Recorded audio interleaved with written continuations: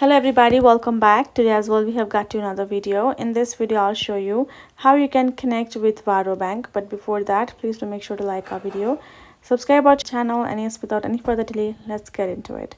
So the connect with Varo Bank is first you simply gotta go to your app store, go to search bar, type in Varo Bank, and make sure you have installed this particular application. Now once you're done with that step, you're gonna go ahead, tap on open, and first thing is, if this is your first time accessing your Varo Bank to be connected, you gotta create your account. So for that, go ahead, I don't have an account, add your designated email address that you would like to connect it with, your US mobile number, your password that you're gonna create for yourself, including this minimum 8 character, one uppercase letter, one lowercase letter, and one number for the security purposes, which is the requirements as well.